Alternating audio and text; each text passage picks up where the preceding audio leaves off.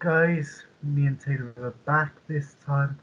We're doing a part two to the hospital story. We done part one like 7 months ago, so now we're doing a part two. So there's a lot to update, but what I'm gonna do is I'm gonna mute my mic and let Taylor take over. So thank you. You're welcome. Hi, I'm Taylor, as some of you might have known. Um, yeah, as Nathan mentioned just now, this is part two of the hospital story. We've done a part one about 6.5 to 7 months ago. I'm not too sure specifically, mind you, but it's a one that time. And if you haven't checked out, just check it out. It makes more sense to you to check that out before this part. So yeah, just to let you know in advance. This is a trigger warning of suicide as well and things like that. So if you don't like those type of stuff, just go on find another video. So yeah, so long story short, just to a quick backstory. Around June-ish last year, I was having suicidal thoughts. I was in a dark place, and it's to a point where I was in dangerous situations and risky decisions. And unfortunately, my type of habit is to make rational decisions, like without thinking and stuff. And unfortunately, in the middle of June, in that kind of time, June, the late of June, whatever, um, I actually tried to take my own life. And in June, I tried to basically unalive myself or kill myself 3 times in June. Um, the first 2 times is in the middle of June, and then the last one was in the end of June, which, if you didn't check part one, I was hospitalized for about 3 nights, I believe. So around that time, I was having mental health assessments with the mental health team and stuff like that. Especially the first 2 times, it didn't take me too seriously. It's almost like they didn't believe me. And the second time specifically, I was told that there's no point calling the emergency services if I really want to die, basically. Um, and that was by the doctor who seen me the very first time I was in hospital, actually. So that's even more worse. Anyways, I mentioned some point in the first part that I was referring to different organizations and therapists and stuff like that. Which unfortunately it didn't go as I planned. Because I also mentioned that I will be moving areas because, as you probably know by now by our previous videos, I'm in Bridgend at the moment in South Wales, and I was gonna go in therapists and stuff around that area, but I'll talk more about that in a bit, but it's been hectic, to be honest, in the last few months. The good thing, however, is that um, I didn't have as much dark thoughts and stuff since June, to be honest. I mean, I did occasionally from time to time, but I'm glad now it's not as much as I used to. So I guess I'll give you a timeline about what has happened since June on to now, which we record this on the 10th of January. I don't know when Nathan will be posting this because of other videos, but yeah, I guess I want to update you all. Um, so yeah, so obviously June, I've went in hospital 3 times. Um, and then at the end of June, I was hospitalized for 3 nights. I was referred to a mental health team, and then all 3 times in my time in hospital in June, I was um assessed by the mental health team. As I just said, the first 2 times they didn't take me seriously, but the third time, as I said, I do apologize if I repeat myself. And yeah, the last time I was assessed, I was referred to a few things. Um, so what happened from there is within a week or two after what happened, and also we recorded our first part 3 days later, by the way. Yeah, within like a week or two after that, I received calls from organizations I was referred, and I also I also been called by some nurse from a therapy kind of thing called I can't speak. Okay, so basically, um, a therapist called me, and she does a certain type of therapy called occupational therapy. To be honest, I forgot what it is, but yeah, some of them there called me, and I was in like a very short waiting list. Within a week or two after that, I seen the occupational therapist, which I will talk a bit more into that in a bit, because that's a bit further down the line. But around that time, some organizations called me, and I think a few days after me and Nathan's part one recording, I went somewhere because, excuse me, um I was so basically one of the organizations called me, and it's like the type of organization which helps like people who have like mental health issues and stuff. And it's basically a place that you can do like group activities, and like they give you advice and referrals about other places for mental health, for people who have mental health issues, if that makes sense. So I went in there. I went in that building, which is only like a few streets away from my current place.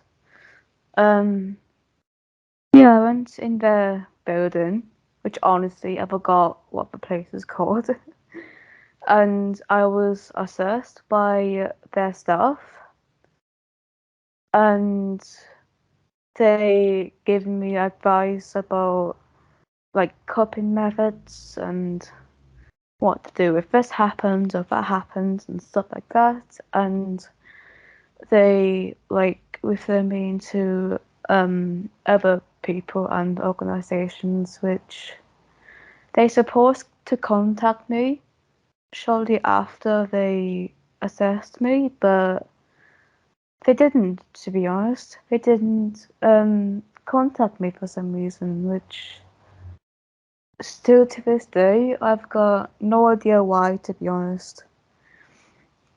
I was referred to like about 3 different like companies, I guess, which helps with issues like myself. So yeah, that never happened. Um, and then, as I mentioned, I was seeing an occupational therapist. It was in the same hospital I was in, and I went to see the occupational therapist a few times in hospital. I think it was twice I went in hospital to see them, and then they called me like a few times as well after that and during the times. Um, and the occupational therapist helps me with my day-to-day what the hell? With my day-to-day life. They ask me, what I do during my day and stuff like that, and they helped me what to do and stuff, which we did start off filling in my days and stuff.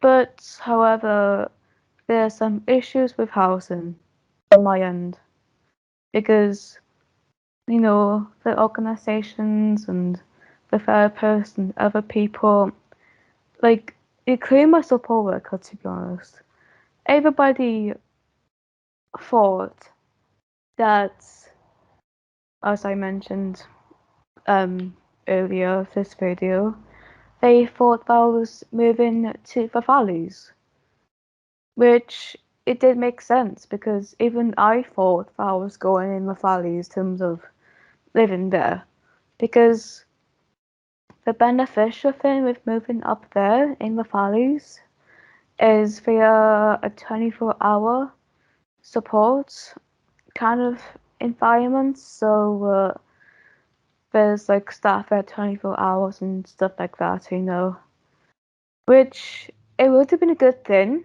for me. However, though, I recently came out as transgender, from female to male to be specifically. So yeah, I was coming out as a man at the time. So obviously I have to let my support worker know about it. Which in the 24-hour thing I was supposed to go, they wouldn't let me go there because if I do move into the valleys, that wasn't suitable for me anyways to a certain extent. I know it's 24-hour, but it's also all women's thing, so it's like women only, not like men as well. So I can't really like go there. And plus, if I do move to the valleys as well, it's more difficult for me in terms of transport because also at the time I had a part-time job working with a company who does stuff to help people with learning difficulties. And they are based in Cardiff, you see. So it's like difficult if I do travel and stuff. So even if I was a woman at the time, even though I do have a 24-hour thing, but I wasn't really suited for me to some extent. So yeah, I end up not going there. And honestly, from that point of view, it's also difficult for me to get housed then, because since the place I'm currently, no, what the hell? Sorry. So basically, the place I was there at the time when all of this happened, that was a no woman's thing as well, because in that specific place, it was a women's refuge, and the reason why I was moved from another place to there is because my family, because of what they done, which I might explain in another video, I think, depending on stuff. So yeah, that happened, and that's why I had to move. So yeah, that's the type of problems I was facing at the time. So what my support had done in terms of a housing situation is that instead of going to the valleys, they was going to refer me back to Cardiff because I was in Cardiff before moving to Bridgend. So basically I moved from Cardiff to Bridgend in the women's refuge. So my support worker was going to refer me to Cardiff, but if I moved to Cardiff at that time, I would have lived on the streets basically, to be honest, because there's no places and stuff in there, you know. So like, here's my support worker searching somewhere, you know, places to house me, and then like, you know, the hospitals and stuff still thought I was in you know, Bridgend and stuff, and they thought different stuff, if that makes sense. Anyways, back with the story. Long story short, they, my support workers and stuff at the time ended up housing me in Bridgend still. And yeah, I ended up moving in the same area, even to this day, to be honest. Happy days. But the problem with that is even though I moved to a different area in Bridgend, like I still live in Bridgend, but I was moving different sections, I guess, in Bridgend. So the problem I had for moving to Bridgend still is that even though the place I had at that time is a 24-hour one too, but the hospitals and stuff still thought that I was moving somewhere else. So by the time I moved from the women's refuge into the 24-hour supporting bin, the hospitals thought I was moving somewhere else. So they ended up taking me, not taking me. They ended up not like supporting me anymore because I was moving somewhere else apparently. So that's ridiculous, you know? It's like, you know, all those weeks I had with them just gone, you know? And you know, since that time, I had no support from the hospitals and the organizations and stuff I had before, you know? Um, so yeah, I guess that's a shame.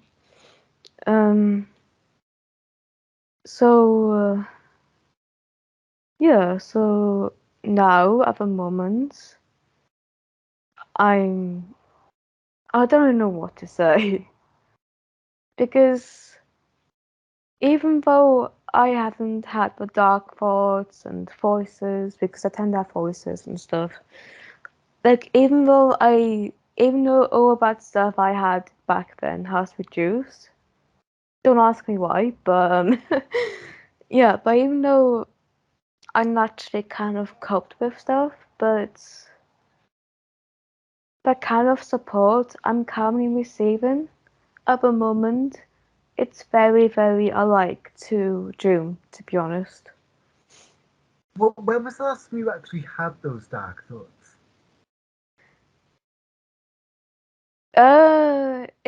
It might appear once every couple of weeks.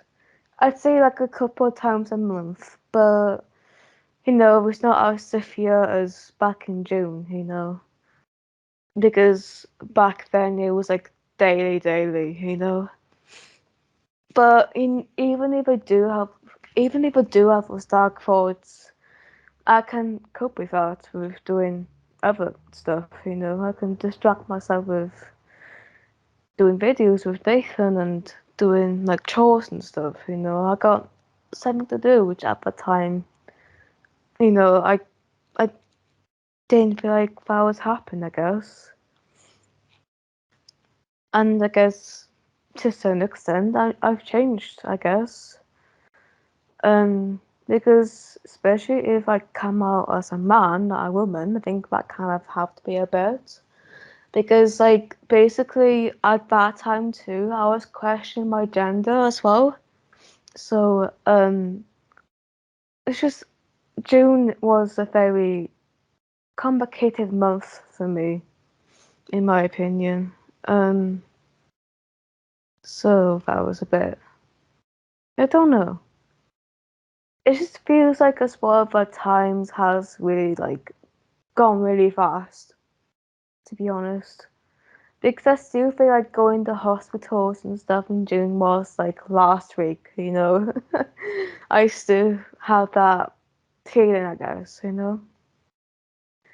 So yeah, I think that's it for now, to be honest. I know I didn't really say much in terms of what's going on at the moment, but it's just a lot of stuff going on, you know.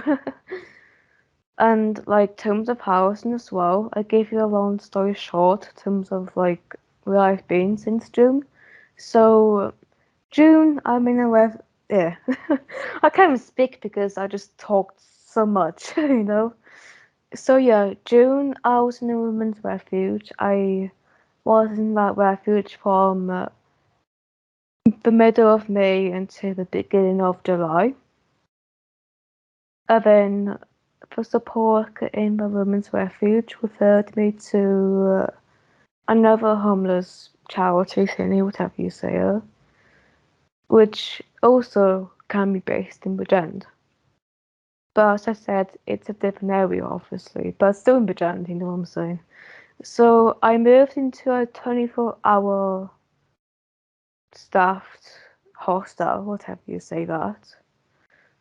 I was in there for about a month.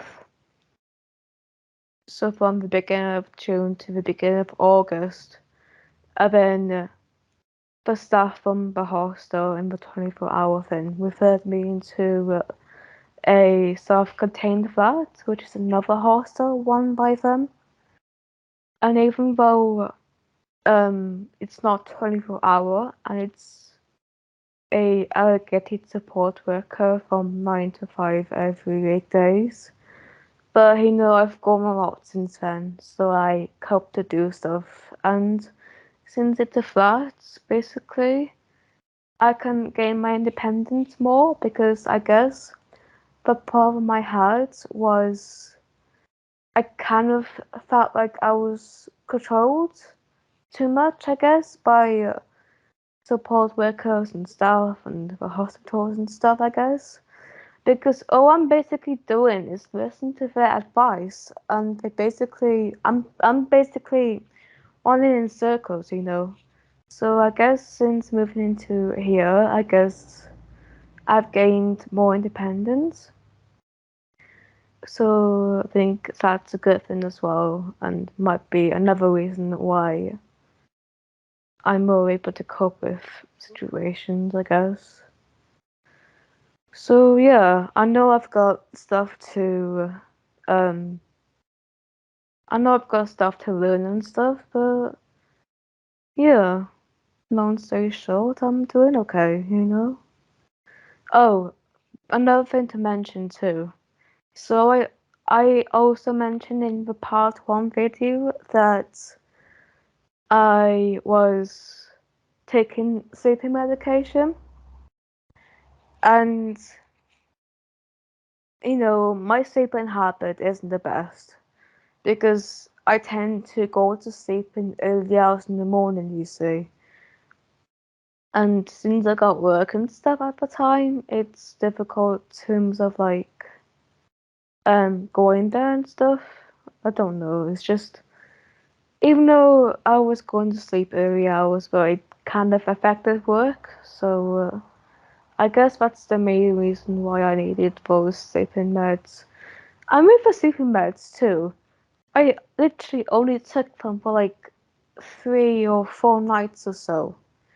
And then the doctors from the hospital who prescribed me, literally no joke, they wanted me to specifically put on sleeping meds for those couple of nights because they feel like that I could be addicted to them. No fucking joke. Do they still say about? Because I remember we was just so people were aware, we did have a little look at part one just to refresh our minds because it was a while ago.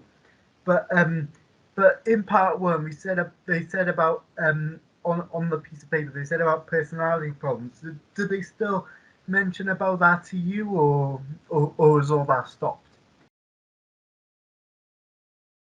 Ah. That was a bit weird actually, because whilst I was being referred to different organisations, what the fuck am I saying? I can't use my words right now. Okay, so whilst I was referring to organisations, in one of those organisations I had a form that I had to fill in, given by the hospital, I think. And the doctors from the hospital filled in certain parts of the form, and there's a section where you can like tick in what I've got in terms of my problems and stuff. So I put in mental health problems and stuff like that. And then, one of the boxes was like personality problems. And I ticked that. I thought, wait, nobody ever mentioned to me that I had personality problems. Like, never ever. And the doctors only knew me for like a few weeks because of hospitals and stuff. So I was like, what the, like, where are they coming with that from? Like, why did they do that? And no one ever mentioned that I've got personality problems. Even my support workers and stuff. Nobody has never mentioned that. It's only ticked. Like, yeah, it could be some mistake, but I was like, I was confused. Maybe my support worker in my women's refuge might have been a bit confused, so. And my support worker's reaction in the women's refuge. that was the thing oh my god. Her reaction was funny as hell, actually. Her reaction must be the funniest thing, well, June, honestly. With what the hospital said and what they done, it's just the support workers' reaction is just amazing, to be honest. It's ridiculous what the hospital had been done at the time, it's just, I mean, I hear from the news and people from social media and stuff, even in the UK, there's like stories that like people have died because they tried to like kill themselves and stuff, and they tried like getting help and stuff. It's just, the NHS and the mental health team and stuff is just ridiculous. Even now, to be honest, COVID made it worse. So they definitely need to do something, because what I've experienced is ridiculous. And as we might have mentioned in part one, I could have died when I was literally walking home. That's how, like, it's ridiculous, because they're not taking people seriously though. What's the problem though? So it's just, you know. Yeah. Anyways. I'm okay now, by the way. I don't really have anything else to say, so I think I'm done here. So, I don't know what Nathan's going to say now, because I'm done. Unless you want questions and stuff to ask me, but. Well, I can't think of any questions. Well, I just want to say that, well, I think it's good that you haven't attempted anything. I think that's a good thing. You haven't attempted self-harm or suicide. Like, I think, I think you're on. I think you are slowly kind of getting there. Yeah. Which I'm really happy for you about, and hopefully, eventually the voices won't be coming back at all. Yeah. So yeah, I think that's it. Yeah, I'm done speaking for now. There might be a part 3 if there's anything happened since now, but I don't know.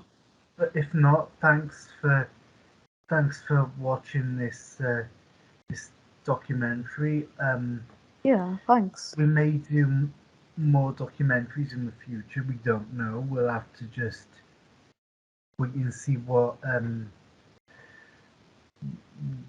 each day brings. I guess Definitely. Yeah, see what happens. Yeah. So yeah, I guess that's it. Yeah. Thanks, guys. Thank you, guys. See you guys soon. Bye, guys. Bye.